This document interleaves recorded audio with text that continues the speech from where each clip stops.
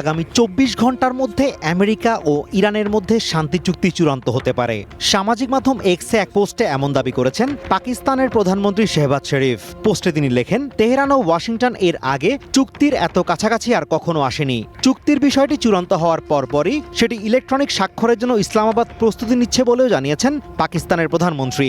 আমেরিকার president Donald Trump এই post share করে তার দাবি সত্য বলে ইঙ্গিত দিয়েছেন।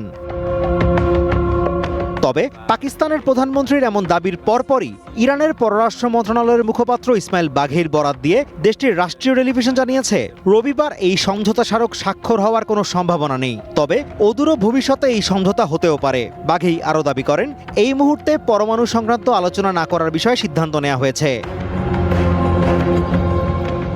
এরপরই চুক্তির সম্ভাব্য দিনক্ষণের বিষয়ে আবারও কথা বলেছে ইসলামাবাদ। এক এক্স পোস্টে পাকিস্তানের পররাষ্ট্র মন্ত্রণালয় দাবি করেছে, রবিবারই দুই পক্ষের মধ্যে সমঝোতা স্মারকে ইলেকট্রনিক স্বাক্ষরের সময় নির্ধারণ করা হয়েছে।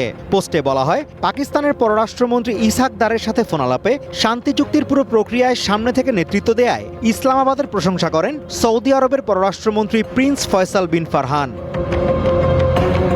তবে এরপরই ইরনা এবং আল আরাবিয়া দুটি ভিন্ন সংবাদ প্রচার করে। ইসমাইল বাঘের বরাত দিয়ে ইরনা বলছে, আগামী 2-1 দিনের মধ্যে ইরানের আলোচকদের ইসলামাবাদ বা জেনেভা সফরের কোনো পরিকল্পনা নেই। ঠিক একই সময় আল আরাবিয়া দাবি করে, চুক্তির বিষয়ে আলোচনা করতে রবিবার ইসলামাবাদ সফরে যাচ্ছেন ইরানের পররাষ্ট্রমন্ত্রী আব্বাস আরাকচি। ফলে এক এক পক্ষ এক এক কথা বলায় চুক্তির পুরো বিষয়টি নিয়ে আগে থেকে সৃষ্টি হওয়া ধোঁয়াশা নতুন করে ঘনীভূত হয়েছে। Azimur Rashid Kanak, one international desk.